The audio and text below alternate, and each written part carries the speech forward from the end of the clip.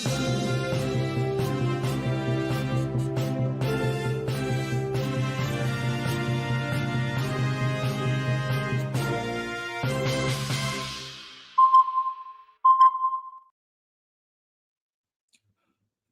दोस्तों, OCN network में आपका स्वागत है।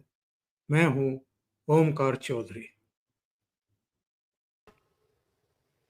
समय सीमित है, लक्ष्य बड़े हैं।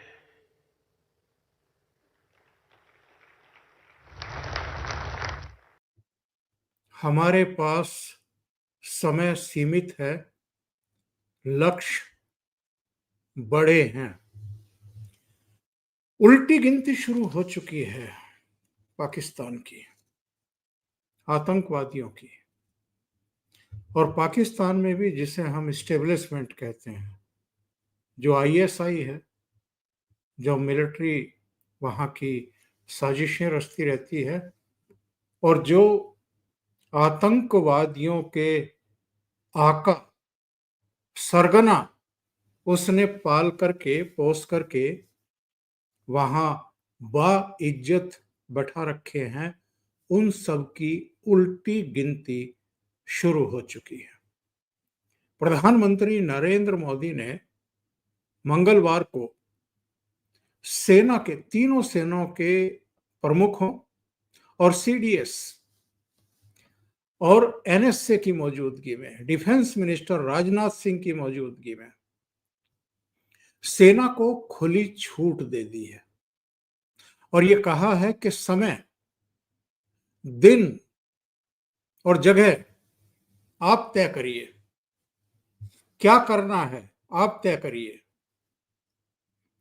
और आतंकवादियों को और उनके सरगनाओं को ऐसा सबक सिखाना है कि वो याद रखें।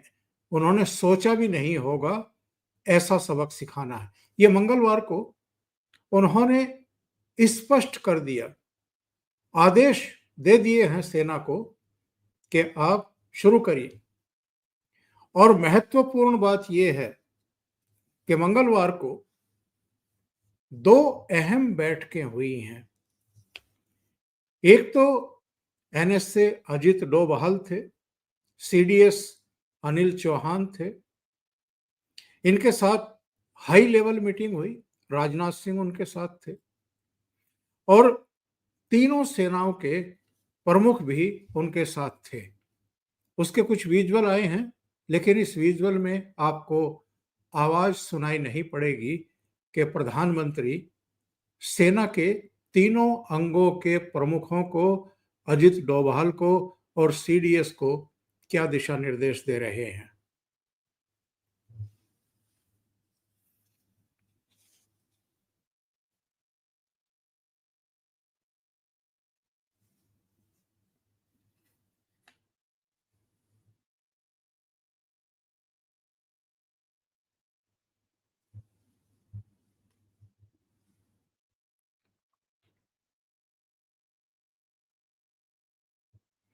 ये हाई लेवल मीटिंग तैयारियों को अंतिम रूप देने के लिए प्रधानमंत्री आवास पर हुई।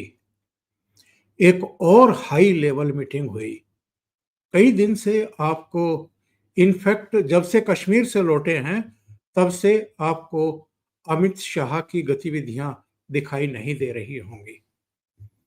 और कई लोगों ने कहना भी शुरू कर दिया था कि पर्दे के पीछे से गृह मंत्री बेहद अहम भूमिका निभा रहे हैं।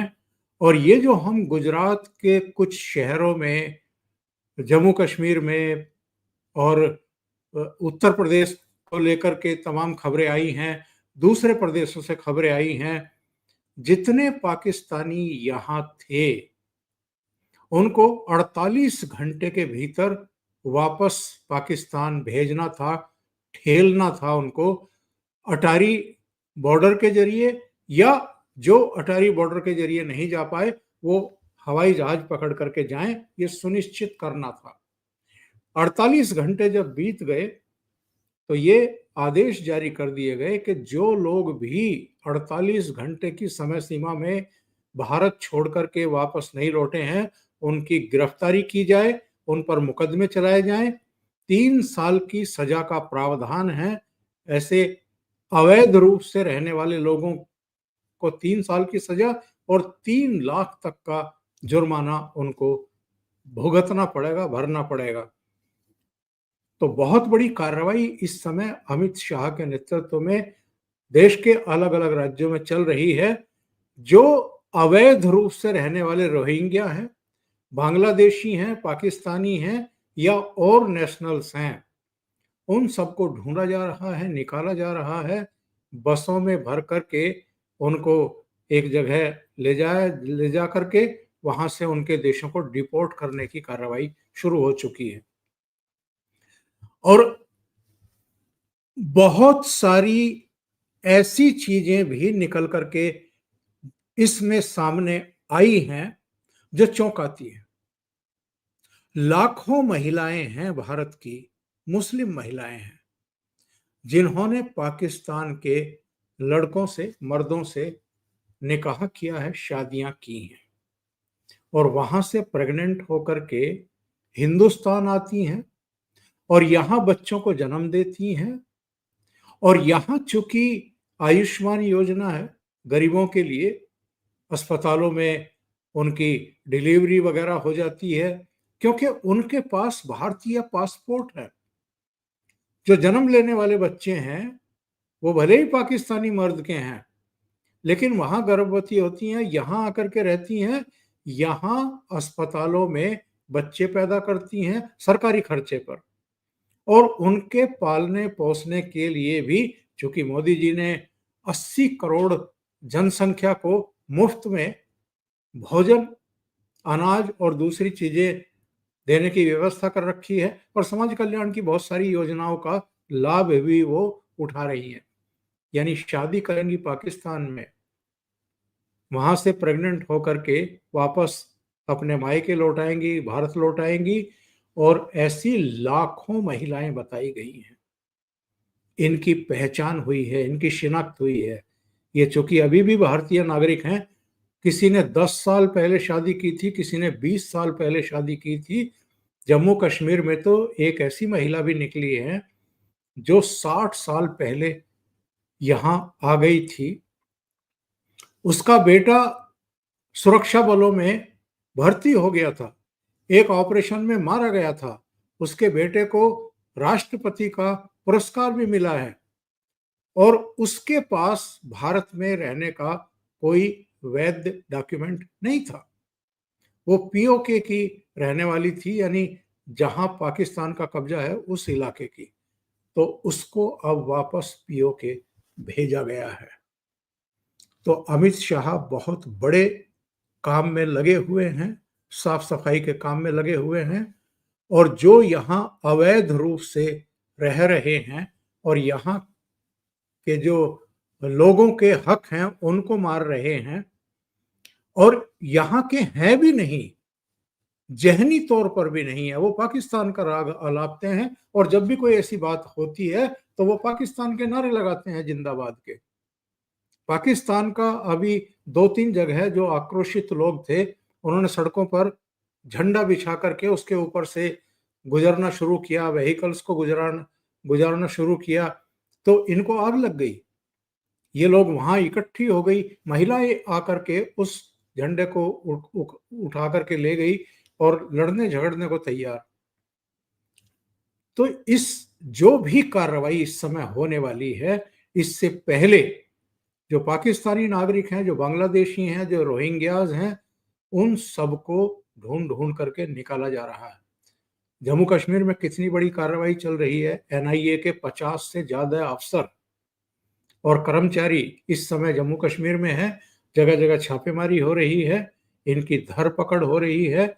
जिन आतंकवादियों ने 22 अप्रैल को 26 हिंदुओं को और कुल 28 नागरिकों को मारा था, उनका भी पीछा किया जा रहा है। कम से कम 3 मौके ऐसे आए जब सुरक्षा बल, सेना उनके बहुत नजदीक थी। एक बार तो फायरिंग भी हो चुकी है, लेकिन वो जंगलों के बीच में है तो फिर से चकमा दे करके भागने में कामयाब हो गए, लेकिन बकरे की अम्मा कब तक खैर मनाएगी, पकड़ में तो उनको आना है। तो दूसरी मीटिंग जो मंगलवार को हुई है वो प्रधानमंत्री नरेंद्र मोदी की गृह मंत्री अमित शाह के साथ हुई है, और इस मीटिंग में उनके साथ में जो राष्ट्रीय सुरक्षा गार्ड है यानी एनएसजी, जो बॉर्डर सिक्योरिटी फोर्स है यानी बीएसएफ, और केंद्रीय रिजर्व पुलिस बल यानी सीआरपीएफ, और सशस्त्र सीमा बल यानी एसएसबी, इसके चीफ थे, सीनियर अधिकारी, सर्वोच्च पदों पर बैठे हुए अधिकारी थे। उनके साथ भी प्रधानमंत्री नरेंद्र मोदी ने भेंट की है, और आज 3 महत्वपूर्ण मीटिंग होने जा रही है। लेकिन मंगलवार शाम को एक और घटना हुई है, उसका उल्लेख मैं नहीं करूंगा तो ये वीडियो अधूरा रह जाएगा। राष्ट्रीय स्वयंसेवक संघ के प्रमुख मोहन भागवत प्रधानमंत्री आवास पहुंचे और करीब 1.5 घंटे तक उनकी प्रधानमंत्री के साथ मुलाकात हुई है। सूचना यह भी है कि इस मीटिंग में गृह मंत्री अमित शाह भी मौजूद थे, और ये जो मीटिंग हुई है ये बेहद अहम मानी जा रही है। संघ प्रमुख आमतौर पर प्रधानमंत्री आवास जाते ही नहीं है, वो गए हैं तो इस मीटिंग का मतलब है 60 लाख से ज्यादा सक्रिय कार्यकर्ता हैं आरएसएस के, और अगर युद्ध की स्थिति आती है या कुछ इस तरह की चीजें होती हैं तो आरएसएस के सक्रिय कार्यकर्ताओं की बहुत महत्वपूर्ण भूमिका कई मामलों में रहने वाली है। और संघ प्रमुख भी 3 दिन पहले ये कह चुके हैं कि राक्षस का, रावण का संहार करना हिंसा नहीं है, अहिंसा है और धर्म है, और ये मानने वाले नहीं हैं तो उनका इलाज करना बहुत जरूरी है। आज जो 3 अहम बैठकें होने जा रही हैं, सुबह 11 बजे प्रधानमंत्री आवास पर सीसीएस की बैठक है, यानी committee on security, cabinet committee on security, इसकी बेहद अहम बैठक होने जा रही है। अभी 4 दिन पहले भी सीसीएस की बैठक हुई थी, जिस दिन सऊदी अरब से प्रधानमंत्री लौटे थे, 23 तारीख को लौटे, उसी दिन सीसीएस की बैठक शाम को 6 बजे हुई थी। इसके अलावा सीसीईए यानी cabinet committee on economic affairs, इसके भी मेंबर प्रधानमंत्री नरेंद्र मोदी से मिलने वाले हैं और इसकी भी बैठक होने वाली है। और सबसे अहम, कल ही प्रधानमंत्री ने कैबिनेट की बैठक बुलाई है, आज कैबिनेट की बैठक बुलाई है। आज ही ये शाम के समय कैबिनेट की बैठक होने वाली है, इसमें कुछ अहम फैसले हो सकते हैं। तो इस समय जो प्रधानमंत्री का कुल मिलाकर के रुख है वो वही है। 22 को ये हमला हुआ, 23 की सुबह प्रधानमंत्री सऊदी अरब से लौटे, उस दिन सीसीएस की बैठक हुई, उसमें बेहद अहम फैसले हुए जिनमें सिंधु जल संधि को स्थगित किया गया, पाकिस्तानी उच्चायोग में बैठे हुए अधिकारियों में 25 की कटौती कर दी गई, नए वीजा जारी करने पर पाबंदी लगा दी गई, जितने पाकिस्तानी भारत में थे उनके पास चाहे किसी भी तरह का पासपोर्ट और वीजा था, उनको 48 घंटे में भारत छोड़ने के आदेश जारी किए गए। 5 अहम फैसले हुए थे। और 24 तारीख को प्रधानमंत्री थे मधुबनी, बिहार में। वो चाहते तो इन परिस्थितियों में बिहार जाना स्थगित कर सकते थे, लेकिन 28 लोगों की सामूहिक हत्या, जेनोसाइड से वही नहीं, पूरा देश आक्रोशित है। इसलिए देश की जनता को संबोधित करना जरूरी था, और उन्होंने मधुबनी में क्या कहा था जरा एक बार फिर से आपको सुनवा देता हूं। कन्याकुमारी तक हमारा दुख एक जैसा है, हमारा आक्रोश एक जैसा है। ये हमला सिर्फ निहत्थे पर्यटकों पर नहीं हुआ है,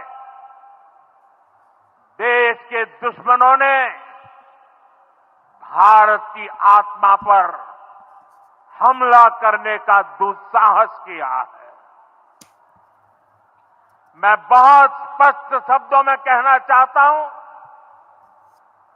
जिन्होंने ये हमला किया है, उन आतंकियों को और इस हमले की साजिश रचने वालों को उनकी कल्पना से भी बड़ी सजा मिलेगी, सजा मिलकर के रहेगी।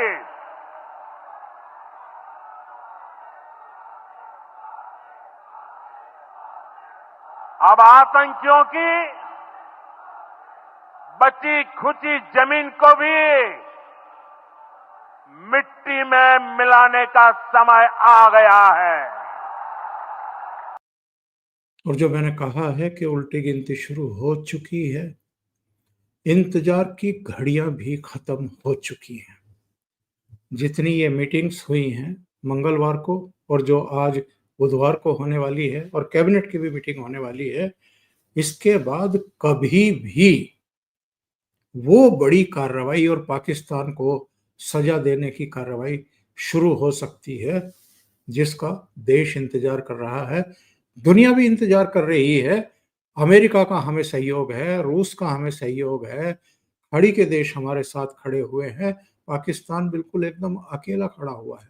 टर्की, जिसके 3 जहाज पाकिस्तान में उतरे थे कुछ साजो सामान लेकर के, या चीन थोड़ा बहुत उसको साजो सामान भेज सकता है, इसके अलावा कोई पाकिस्तान के साथ इस समय नहीं है।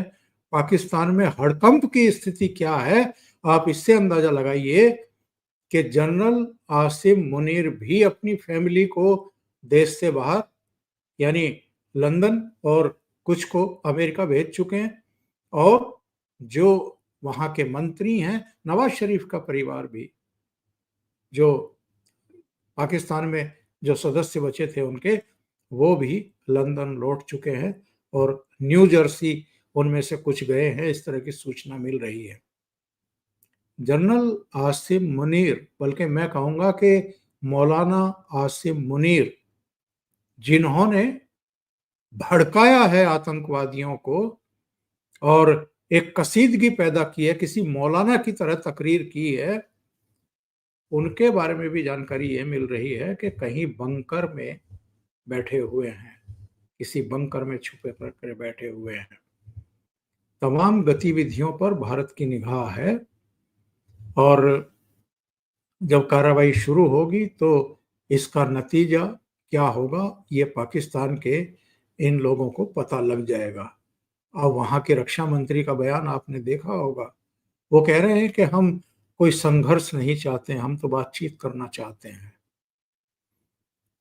हमारे विदेश मंत्री एस जयशंकर ने मंगलवार को 9 महत्वपूर्ण देशों के विदेश मंत्रियों से भी बातचीत की है और भारत लगातार दूसरे देशों को बता रहा है इनकी करतूत के बारे में, सबूतों के बारे में। और भारत अगर कोई बड़ी कार्रवाई करने जा रहा है जिसके संकेत प्रधानमंत्री ने दिए हैं, तो वो क्यों कर रहा है ये भी दुनिया के जो प्रमुख देश हैं उनको कन्वे कर रहा है। अभी के लिए इतना ही। बहुत बहुत धन्यवाद। अगर आपको ये चैनल और इसके कंटेंट पसंद आ रहे हैं तो लाइक करें, कमेंट करें, वीडियो को शेयर भी करें। अभी तक अगर आपने ये चैनल सब्सक्राइब नहीं किया है तो सब्सक्राइब जरूर कर लें और साथ में लगे बेल आइकॉन को दबा दें ताकि आगे आने वाले वीडियो और उनके नोटिफिकेशन आप तक पहुंचते रहें। आप चैनल को कंट्रीब्यूट करना चाहते हैं तो नीचे लिंक दिए हुए हैं, वहां जाकर के आप कंट्रीब्यूट भी कर सकते हैं। बहुत बहुत धन्यवाद। नमस्कार।